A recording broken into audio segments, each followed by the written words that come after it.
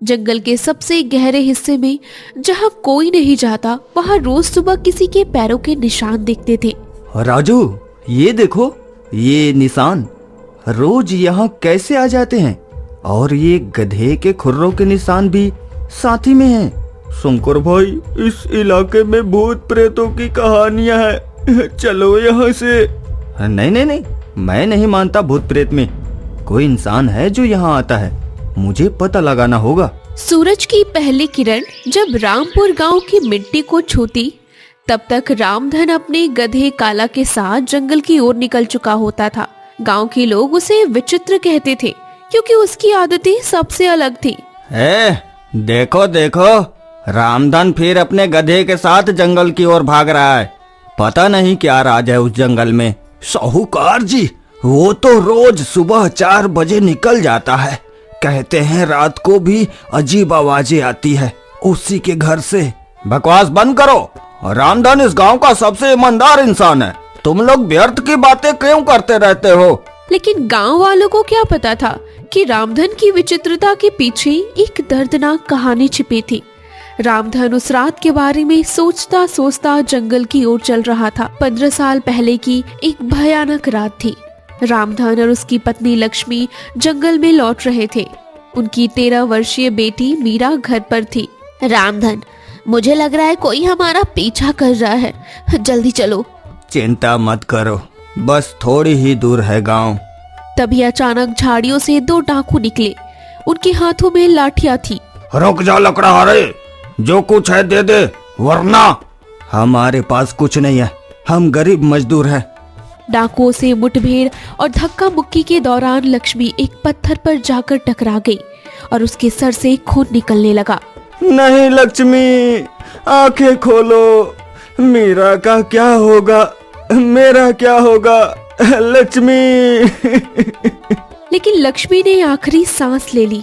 उस रात रामधन कुछ टूट गया। अगले दिन जब गांव वालों ने उस घटना के बारे में सुना तो सभी स्तब्ध रह गए। पिताजी, माँ कहाँ गई? वो वापस कब आएगी? बेटी, तेरी माँ अब सितारों में बदल गई है, लेकिन मैं वादा करता हूँ, मैं तुझे कभी अकेला नहीं छोड़ूंगा। उस रात रामधन जंगल गया और एक घायल गधे के बच्चे को पाया। उसे लगा जैसे लक्ष्मी ने ही उसे भेजा हो। तू भी अकेला है, मैं भी। चल, आज से तू मेरा साथी है। तेरा नाम होगा काला। और इस तरह शुरू हुई रामधन और काला की अनोखी दोस्ती। पिछले 15 सालों में रामधन रोज जंगल जाता और शाम को लकड़ियों का भारी गट्ठर लेकर लौटता। लेकिन गांव वालों को हैरानी होती थी कि इतनी मेहनत के बावजूद वो अमीर क्यों नहीं बनता। रामधन भाई, मैं तुम्हारी सारी लकड़ियाँ अच्छे दामों पर खरीद सकता हूँ। बस एक शर्त है, तुम मुझे वो जगह बताओ जहाँ से तुम ये खास लकड़ियाँ लाते हो। माफी साहूकार जी, लेकिन वो जगह मेरा रहस्य है और कुछ रहस्य दफन ही रहना चाहिए। एक दिन मुझे पता चल ही जाएगा तुम्हारा राज। रात को रामधन अपनी झोपड़ी में काला के पास बैठा था। काला, आज 15 साल हो गए उस रात को। लक्ष्मी अगर होती तो कितनी खुश होती। मीरा शिक्षिका बन गई है। काला ने सांस छोड़ते हुए जैसे सब कुछ सुन रहा हो। पिताजी, आप रोज इतनी मेहनत क्यों करते हैं? मेरी नौकरी से हमारा गुजारा हो जाता है। बेटे, मेहनत से इंसान जिंदा रहता है और फिर मुझे जंगल में शांति मिलती है। लेकिन मीरा को नहीं पता था कि उसके पिता जंगल में सिर्फ लकड़ियां ही नहीं काटते थे। जंगल रक्षक शंकर पिछले कुछ दिनों से एक अजीब बात गौर कर रहा था। जंगल के सबसे गहरे हिस्से में जहाँ कोई नहीं जाता, वहाँ रोज सुबह किसी के पैरों के निशान दिखते थे। राजू, ये देखो, ये निशान रोज यहाँ कैसे आ जाते हैं? और ये गधे के खुरों के निशान भी साथ ही में हैं। शंकर भाई, इस इलाके में भूत प्रेतों की कहानियां हैं, चलो यहाँ से। नहीं नहीं नहीं, मैं नहीं मानता भूत प्रेत में। कोई इंसान है जो यहाँ आता है, मुझे पता लगाना होगा। अगली सुबह शंकर ने छिपकर देखने का फैसला किया। सुबह 4 बजे अंधेरे में उसने देखा कि रामधन और काला जंगल के सबसे गहरे हिस्से की ओर जा रहे थे। रामधन? लेकिन वो तो इतना भोला इंसान है, वो यहाँ क्या कर रहा है? वो चुपचाप रामधन का पीछा करने लगा। रास्ता बहुत कठिन था, कांटेदार झाड़ियां और घना अंधेरा। आखिरकार 1 घंटे की मुश्किल यात्रा के बाद रामधन एक गुफा के सामने रुका। चल काला, आज भी हमें काम पूरा करना है। शंकर ने देखा कि रामधन गुफा के अंदर गया। उसने भी हिम्मत करके पीछा किया। जो उसने गुफा के अंदर देखा वो देखकर उसके होश उड़ गए। गुफा के अंदर दिए जल रहे थे, दीवारों पर अजीब चित्र बने हुए थे और बीच में एक बड़ी सी मूर्ति थी, देवी लक्ष्मी की। लक्ष्मी, आज फिर मैं आया हूँ। मीरा बड़ी हो गई है, वो शिक्षिका बन गई है जैसा तुम चाहती थी, लेकिन मुझे आज भी तुम्हारी बहुत याद आती है। शंकर को समझ आ गया कि ये कोई अवैध काम नहीं था, बल्कि एक पति का अपनी मृत पत्नी के प्रति श्रद्धा थी। लेकिन तभी उसकी नजर गुफा के दूसरे कोने पर गई। वहाँ सोने के सिक्कों से भरा एक पुराना संदूक रखा था। ये सोने के सिक्के यहाँ? तभी रामधन ने उसे देख लिया। कौन है वहाँ? बाहर आओ। मैं शंकर हूँ, जंगल रक्षक। मैं बस। काला भी वहाँ जाकर रामधन के पास बैठ गया, जैसे वो भी कहानी सुनना चाहता हो। तो आखिर किसी को पता चल ही गया। चलो अब पूरी कहानी सुनो। 15 साल पहले जिस रात लक्ष्मी की मौत हुई, मैं बदला लेने निकला था। मैं उन डाकुओं को ढूंढ रहा था, लेकिन तभी मुझे ये गुफा मिली और इसमें ये खजाना मिला। हाँ, तो फिर आप इतने गरीब क्यों रहते हैं? क्योंकि ये खजाना किसी और का है। मैंने गुफा की दीवार पर लिखा पढ़ा। ये खजाना 200 साल पहले के एक राजा का है, जो गरीबों को बांटने के लिए था, लेकिन डाकुओं ने इसे छिपा दिया। ओह, तो आप इसे सरकार को क्यों नहीं सौंप देते? क्योंकि सरकारी तंत्र में ये खजाना अधिकारियों की जेबों में चला जाएगा। मैंने फैसला किया कि मैं खुद इस पैसे को गरीबों में बांटूंगा। उधर गांव में विशाल साहूकार बेचैन था। वो जानता था कि रामधन के पास कोई रहस्य है। सुनो, रामधन रोज जंगल जाता है, तुम लोग उसका पीछा करो और देखो वो क्या करता है। मुझे तो लगता है उसे कोई खजाना मिल गया है। अगर खजाना होगा तो हमें भी हिस्सा चाहिए साहूकार जी। हाँ, पहले खजाना तो ढूंढो, फिर बात करेंगे हिस्से की। अगले दिन विशाल के 2 गुंडे रामधन का पीछा करने लगे, लेकिन काला बहुत बुद्धिमान था। उसने गुंडों को भांप लिया। क्या हुआ काला, कोई पीछा कर रहा है क्या? काला ने अपना सिर हिलाया। चिंता मत कर, आज हम दूसरे रास्ते से जाएंगे। रामधन ने गुंडों को चकमा दे दिया, लेकिन वो जानता था कि मुसीबत आने वाली है। शाम को जब रामधन गांव लौटा तो मीरा घर पर नहीं थी। रामू काका, मीरा कहाँ है? वो अभी तक घर नहीं लौटी। रामधन, बुरी खबर है। विशाल के आदमियों ने मीरा को स्कूल से उठा लिया है। वो कह रहे थे कि जब तक तुम उन्हें वो जगह नहीं दिखाओगे जहाँ तुम रोज जाते हो, वो मीरा को नहीं छोड़ेंगे। रामधन का दिल बैठ गया, उसकी आंखों में आंसू आ गए। विशाल, तूने बहुत बड़ी गलती की है। रामधन सीधा बुद्धिराम के पास गया। बुद्धिराम गांव के सबसे बुद्धिमान व्यक्ति थे। रामधन, मुझे पता है क्या हुआ है, लेकिन पहले तुम मुझे पूरी सच्चाई बताओ।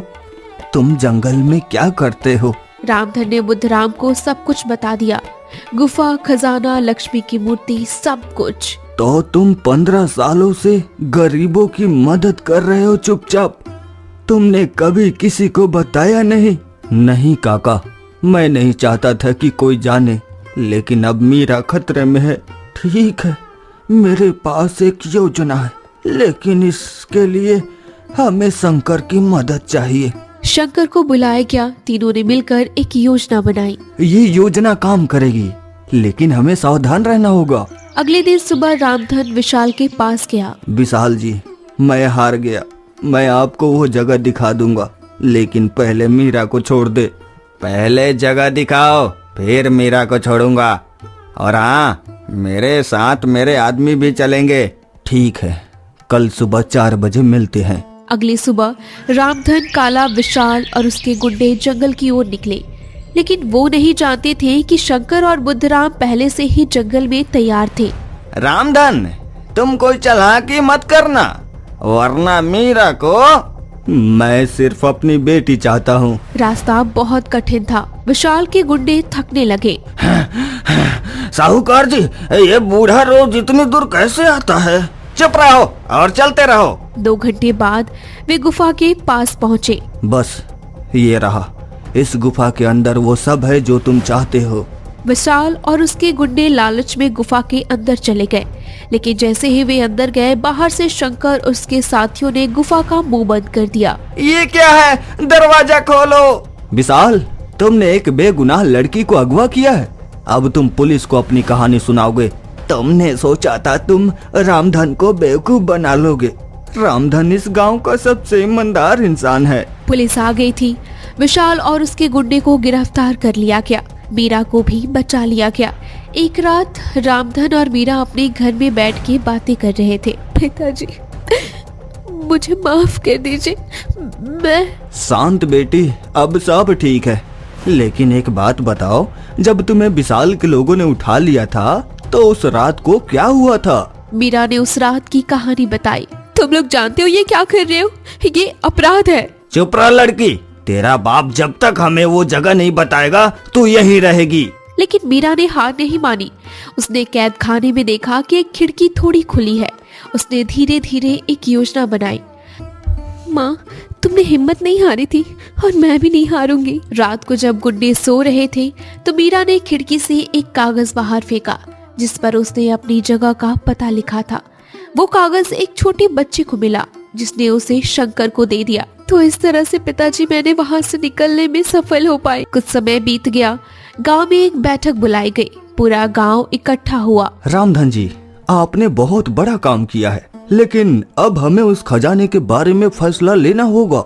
मैं 15 सालों से उस खजाने की रक्षा कर रहा हूँ। वो खजाना राजा राम सिंह का है, जो 200 साल पहले गरीबों की भलाई के लिए छिपाया गया था। मैंने हर महीने थोड़ा थोड़ा पैसा निकालकर गांव के गरीबों की मदद की है। किसी की दवाई, किसी के बच्चे की पढ़ाई, किसी की बेटी की शादी। गांव वाले हैरान थे। मतलब जब मेरी माँ बीमार थी और किसी अनजान ने दवाई का पैसा दिया था, वो तुम थे। और जब मेरी बेटी के पढ़ाई के पैसे मिले थे, वो भी तुम। मैं नहीं चाहता था कोई जाने। मैं बस उस वादे को पूरा कर रहा था जो मैंने लक्ष्मी से किया था कि मैं हमेशा दूसरों की मदद करूंगा। रामधन, तुम सचमुच इस गांव के हीरो हो। अब हम सब मिलकर फैसला करेंगे कि उस खजाने का क्या किया जाए। गांव वालों ने फैसला किया कि खजाने को सरकार को सौंपा जाएगा, लेकिन एक शर्त के साथ कि उस पैसे से गांव में एक स्कूल, एक अस्पताल और एक पुस्तकालय बनाया जाएगा, और वो पुस्तकालय का नाम होगा लक्ष्मी स्मृति पुस्तकालय। 1 साल बाद लक्ष्मी स्मृति पुस्तकालय का उद्घाटन हो चुका था। रामधन अब भी रोज जंगल जाता था। उस दिन से रामपुर गांव की कहानी पूरे राज्य में फैल गई, और सबसे बड़ी बात, गांव के बच्चे अब ये सीख रहे थे कि सच्ची दौलत पैसा नहीं, बल्कि ईमानदारी, मेहनत और दूसरों की मदद करना है।